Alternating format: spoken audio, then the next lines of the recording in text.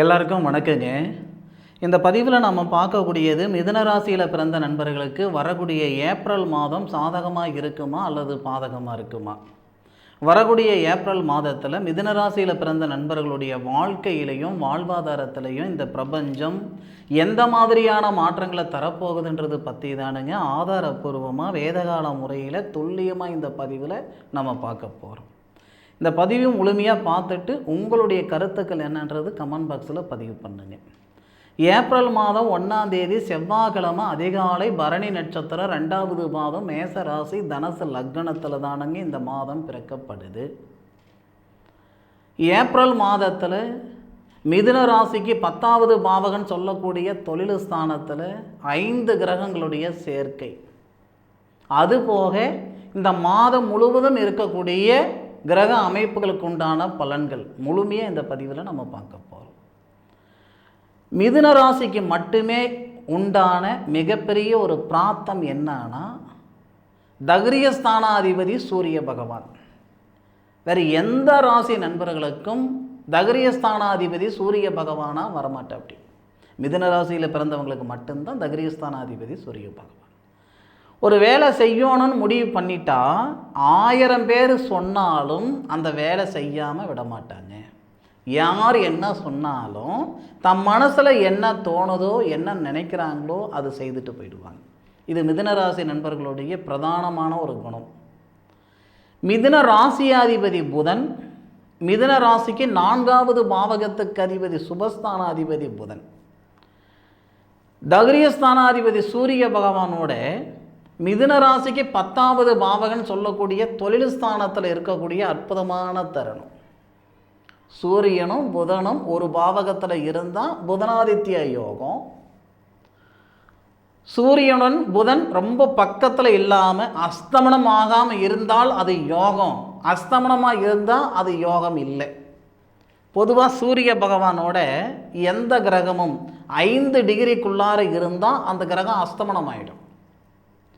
சூரிய பகவான் ரோகிணி நட்சத்திரம் ரேவதி நட்சத்திரம் முதல் பாதத்திலையும் புதன் உத்திரம் நட்சத்திரம் முதல் பாதத்திலையும் இருக்கக்கூடிய அற்புதமான தருணம். இது யோகம். மிதுன ராசி நண்பர்களுக்கு நிச்சயமாக ஏப்ரல் மாதம் எப்படி இருக்கும்னா, உங்களுடைய வாழ்வாதாரத்தில் மிகப்பெரிய வாய்ப்புகள் தரக்கூடிய தருணமாக இருக்கும். நீண்ட நாள் கனவு இருக்கும் இல்லையா, உங்களுடைய மனசில் நீண்ட நாள் ஆசை அபிலாசைகள் சொல்லுவோம் இல்லை, சொந்தமாக வீடு வாசல் வாங்கலையேன்ற ஆதங்கம் இருந்திருக்கும் இல்லை, அந்த ஆதங்கம் சரியாகும். இந்த நேரத்தில் சுய தொழில் நம்மளால் செய்ய முடியலையேன்ற ஆதங்கம் இருக்கும் பாருங்க, அந்த ஆதங்கம் சரியாகும். சுய தொழில் செய்யறதுக்குண்டான மிகப்பெரிய ஒரு தருணம், அல்லது இருக்கிற வேலையில் மாற்றங்கள் செய்துக்கிறதுக்கு உண்டான தருணம், மண்மனை வாங்கக்கூடிய ஒரு தருணம், அல்லது வாகனம் வாங்கக்கூடிய தருணம். சரி, இதெல்லாம் சொல்கிறீங்க, கையில் 4 காசு கிடையாது, எதை சாப்பிட்டா என் பித்தம் தெளிகின்ற அளவுக்கு நான் இருந்துக்கிட்டு இருக்கிறேன், இந்த நேரத்தில் போய் என்னால் அது செய்யணும் இது செய்யணும்னு சொல்கிறீங்க. ஒரே ஒரு விஷயம் புரிஞ்சுக்கோங்க, ஒரு சிலர் காசு பணம் வச்சுக்கிட்டு ஒரு வேலை செய்ய முடியாத இடத்துல நிறைய பேர் இருப்பாங்க. இந்த மிதுன ராசியில் பிறந்தவங்க காசு பணமே இல்லைனாலும் ஒரு வேலை செஞ்சு முடிச்சு விடுவாங்க. அந்த மாதிரி ஒரு குணம் இயல்பாகவே இந்த மிதுன ராசி நண்பர்களுக்கு இருக்கும். நிறைய தடவை நீங்கள் உங்கள் வாழ்க்கையில் நீங்கள் அது சந்திச்சிருப்பீங்க, அனுபவிச்சிருப்பீங்க. மீண்டும் இந்த மாதிரி ஒரு பிராப்தம் எப்போ வருதுன்ட்டு கண்டிப்பாக தெரியாது. தொழில் ஸ்தானம் அப்படின்னு சொல்லக்கூடிய 10வது பாவகத்தில் தொழில் காரகன் சொல்லக்கூடிய சனி பகவான் வரக்கூடிய தருணம் மார்ச் மாதம் 29ஆம் தேதி. சார், சனி உண்மையிலேயே மாறுறாரா, இது உண்மையா சார் இல்லையா சார் அப்படின்ட்டு பலவிதமான ஒரு சந்தேகங்கள் எல்லாருக்கும் இருக்க தான் செய்யும். 100% திருநள்ளாறில் சனி பெயர்ச்சி அன்னைக்கு பூஜை பண்ண போகிறது இல்லை, அபிஷேகம் செய்யக்கூடியது இல்லை. திருக்கணித பிரகாரம்தான் சனி பகவான் மாறுறாரே தவிர வாக்கிய பிரகாரம் மாறல. எல்லா திருத்தலங்கள்லேயும் சனி பகவான் மட்டும் கிடையாது, குரு பகவானாக இருக்கட்டும், ராகு கேதா இருக்கட்டும், செவ்வாவாக இருக்கட்டும், எல்லா திருத்தலங்கள்லேயும் வாக்கிய பஞ்சாங்கம்தான் பிரதானமாக பயன்படுத்துகிறாங்களே தவிர திருக்கணிதத்தை பயன்படுத்துறது இல்லை. அதனால் மார்ச் மாதம் 29ஆம் தேதி சனி பகவான் மாறுறது திருக்கணித பிரகாரம்தான், வாக்கிய பிரகாரம் இல்லை. திருநள்ளாறில் மார்ச் மாதம் 29ஆம் தேதி சனி பெயர்ச்சி அபிஷேக பூஜை நடக்காது, அதில் மாற்றமே இல்லை. ஆனால் நம்மளுடைய வாழ்க்கையில் பலன் மாறிடும்.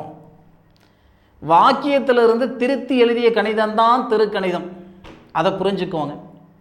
10வது பாவகத்தில் சூரிய பகவான், சனி பகவான், ராகு, சுக்கிரன், புதன், இந்த 5 கிரகங்களுடைய பார்வை உங்களுடைய ராசி மிதுன ராசிக்கு 4வது பாவகம் சொல்லக்கூடிய சுபஸ்தானத்தை பார்க்கக்கூடிய சூழலால் நிச்சயம் மண்மனை யோகமோ அல்லது வாகன யோகமோ ஏற்படும்.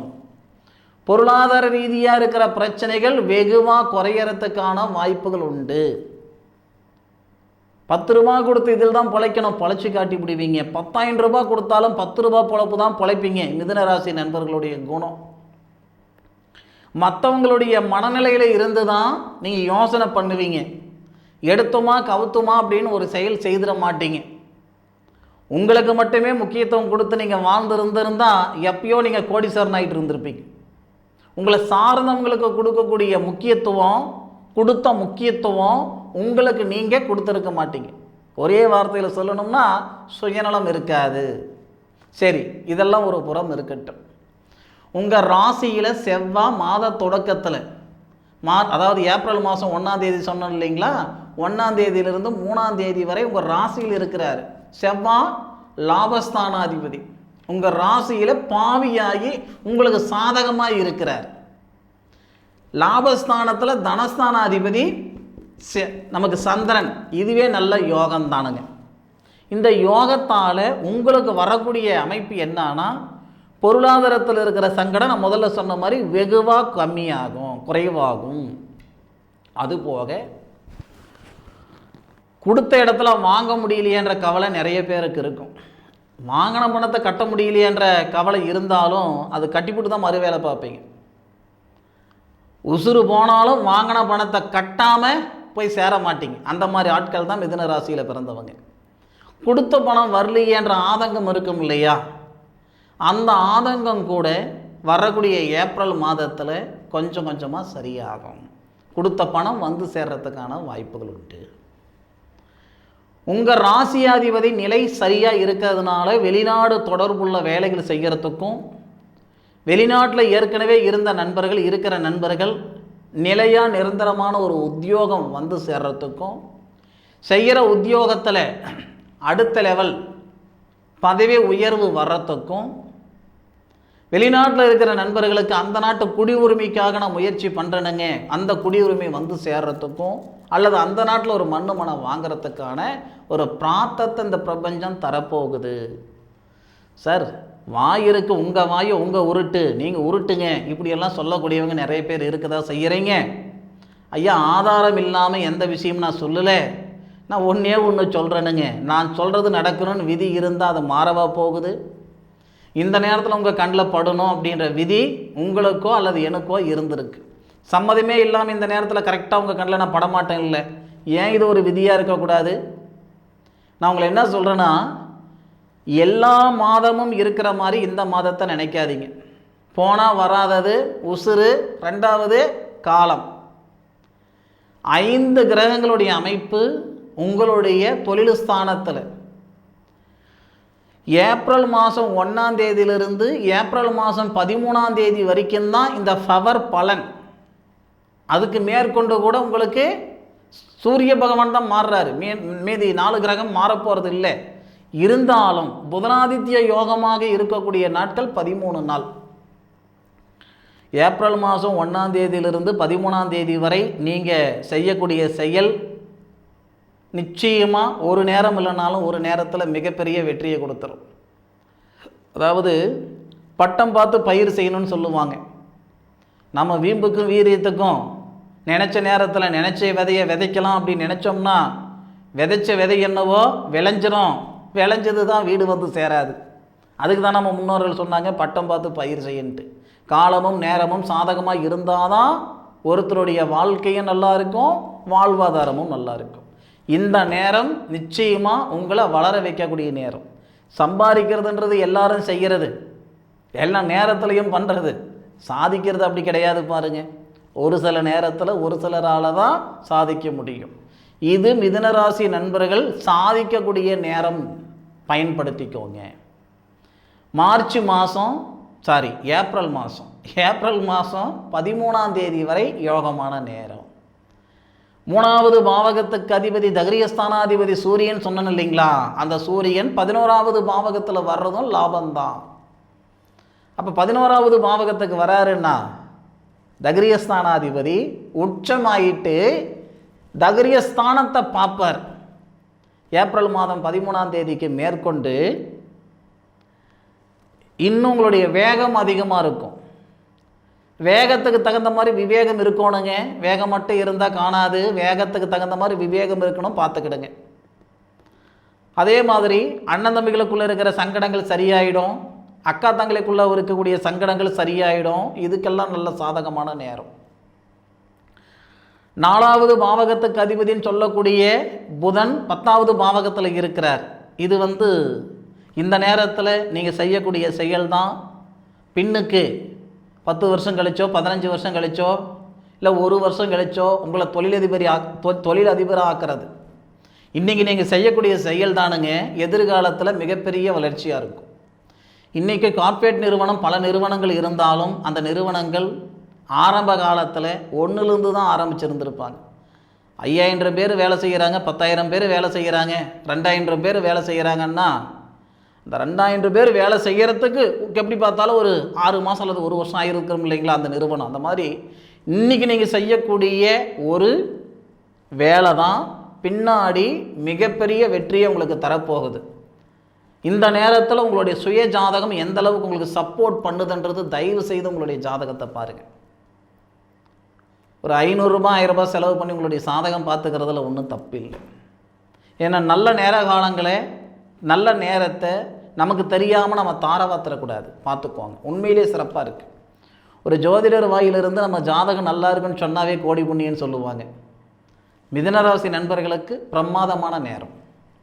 அதுபோக 5வது பாவகத்துக்கு அதிபதி புத்திரஸ்தானாதிபதி புத்திரகாரகன் சொல்லக்கூடிய ஆதிக்கத்தில் புத்திரஸ்தானாதிபதின்னு சொல்லக்கூடிய சுக்கிரன் புத்திர ஸ்தானத்தில், அதாவது குருவும் சுக்கிரனும் கிரக பரிவர்த்தனை செய்திருக்கிறாங்க. அசுர குருவும் தேவ குருவும் கிரக பரிவர்த்தனை செய்திருக்காங்க. பொதுவாக மிதுன ராசியில் பிறந்தவங்களுக்கு புத்திர பாக்கியத்தில் பாதிப்புன்றது ரொம்ப கம்மி. நான் இது வரைக்கும் அதை ஆய்வு பண்ணி பார்த்ததில்லை. நிறைய ஜாதகம் ஆய்வு பண்ணி பார்த்துருக்குறேனுங்க. ஆய்வுக்கு நிறைய ஜாதகங்கள் எடுத்துருக்கிறேன். அதில் மிதுன ராசியில் பிறந்தவங்க பார்த்திங்கன்னா, இப்போது ஒரு உதாரணத்துக்கு சொல்கிறேனுங்க. கன்னிராசியில் பிறந்தவங்க 2 பேருக்கும், மிதுன ராசிக்கும் கன்னிராசிக்கும் அதிபதி புதன் தான். கன்னிராசிக்கு 5வது பாவகத்துக்கு அதிபதி சனி பகவான் ஆகிடுவார். மிதுன ராசிக்கு 5வது பாவகத்துக்கு அதிபதி நமக்கு சுக்கிரன் ஆகிடுவார். அப்படி இருக்கிற பட்சத்தில் மிதுன ராசியில் பிறந்தவங்களுக்கு புத்திர பாக்கியத்தில் மேக்சிமம் பிரச்சனை வராது, ரொம்ப ரேர். அப்படி ரொம்ப ரேராக இருந்தாலும் ஒரு 10% நண்பர்களுக்கு புத்திர பாக்கியத்தில் பாதிப்பு இருந்தாலும் கூட புத்திர ஸ்தானாதிபதினு சொல்லக்கூடிய சுக்கிரன் புத்திரகாரகன் சொல்லக்கூடிய குரு பகவானுடைய ஆதிக்கத்தில், புத்திரகாரகன் குரு சுக்கிரனுடைய ஆதிக்கத்தில் கிரக பரிவர்த்தனை செய்திருக்கிற காலகட்டத்தால் ஏப்ரல் மாதத்தில் புத்திர பாக்கியத்தில் இருக்கிற தடைகள் நீங்கிடும். பூர்வீகத்தில் இருக்கிற குளறுபடி சரியாயிடும். பூர்வீக சொத்து வரல. பொதுவாக மிதுன ராசியில் பிறந்தவங்க அப்பன் சம்பாரித்த சொத்துக்கே ஆசைப்பட மாட்டாங்க. தாத்தன் சம்பாரித்த சொத்துக்கு ஆசைப்பட போகிறீங்க? நிச்சயமாக சொல்கிறேனுங்க. மிதுன ராசியில் பிறந்தவங்க நீங்கள் மிருகசீரிஷ நட்சத்திரம் 3வது பாதம் 4வது பாதத்தில் பிறந்தவங்களாக இருந்தாலும் சரி, திருவாதிரை நட்சத்திரம் 4 பாதத்தில் பிறந்தவங்களாக இருந்தாலும் சரி, புனர்பூச நட்சத்திரம் 1, 2, 3 பாதத்தில் பிறந்தவங்களாக இருந்தாலும் சரி, பொதுவாக மிதுன ராசியில் பிறந்த ஆணாக இருந்தாலும் சரி பெண்ணாக இருந்தாலும் சரி, உங்கள் பூர்வீக சொத்து அல்லது உங்கள் அப்பா சம்பாரித்த சொத்து உங்கள் கூட பிறந்தவங்களுக்கு தாரவாத்துட்டு வந்தாலும் வந்திருப்பீங்களே தவிர அந்த சொத்துக்காக நான் மல்லு கட்டிட்டு நிற்கிறேன் நிச்சயமாக ஒருத்தரால் கூட சொல்ல முடியாது. ஏன்னா தன்னம்பிக்கைன்றது மற்றவங்களை காட்டிலையும் மிதுன ராசியில் பிறந்தவங்களுக்கு ரொம்ப அதிகமாக இருக்கும். நான் சம்பாரிச்சுக்கிறப்போ சில நேரத்தில் சம்பாரிச்சதே தார பார்த்துட்டு வந்தவங்களாம் நிறைய பேர் இருக்கிறாங்க. அதனால் பூர்வீகத்தில் இருக்கிற குளறுபடியெல்லாம் இந்த நேரத்தில் சரியாகும். அதுக்கான வாய்ப்புகள். 6வது பாவகத்துக்கு அதிபதி செவ்வாய் நம்ம ராசியிலே உட்கார்ந்து இருக்கிறார். உடல் ரீதியாக இருக்கிற சங்கடங்கள் சரியாகும். ஏப்ரல் மாதம் 3ஆம் தேதி நம்ம ராசிக்கு 2வது பாவகத்துக்கு வேறு வந்துடுறாரு. முன்னேற்றத்துக்கு முட்டுக்கட்டியாக இருந்த தடைகள் எல்லாம் நீங்க போகுது. அதுவும் அருமையான ஒரு தருணமாக இருக்கும். 7வது பாவகத்துக்கு அதிபதி திருமணஸ்தானாதிபதி 12வது பாவகத்தில் ஐன சுகஸ்தானத்தில் இருக்கிறார். கணவன் மனைவிக்குள்ளே இருக்கிற சங்கடங்கள் சரியாக போகுது. 7வது பாவகத்துக்கு அதிபதி கன்னிராசிக்கும் மிதுன ராசிக்கும் குரு தான். அவர் 12வது பாவகத்தில் குடும்பஸ்தானாதிபதி நட்சத்திரம் ரோகிணி நட்சத்திரத்தில் இருக்கிறார். கிருஷ்ண பகவான் அவதரித்த நட்சத்திரம். கணவன் மனைவிக்குள்ளே இருக்கிற கருத்து வேறுபாடு சரியாகும். பிரிஞ்ச தம்பதிகள் ஒன்று சேருவீங்க. பிரிஞ்சு போன காதலர்கள் ஒன்று சேருவீங்க. நிச்சயமாக மிதுன ராசியில் பிறந்தவங்க, அதுவும் திருவாதிரை நட்சத்திரத்தில் பிறந்தவங்க, வேறு சாதிசனத்தில் திருமணம் பண்ணவங்க நிறைய பேர் இருப்பாங்க. காதல் திருமணம் பண்ணவங்க நிறைய பேர் இருப்பாங்க. கணவன் மனைவிக்குள்ளே இருக்கிற கருத்து வேறுபாடுகள் முழுமையாக சரியாகக்கூடிய தருணமாக வரக்கூடிய ஏப்ரல் மாதம் இருக்க போகுது. 8வது பாவகத்துக்கு அதிபதி 9வது பாவகத்துக்கு அதிபதி சனி பகவான் 10வது பாவகத்தில் இருக்கிறது உங்களுக்கு சிறப்பு. இதில் ஒரு அதிசயம் இருக்குது.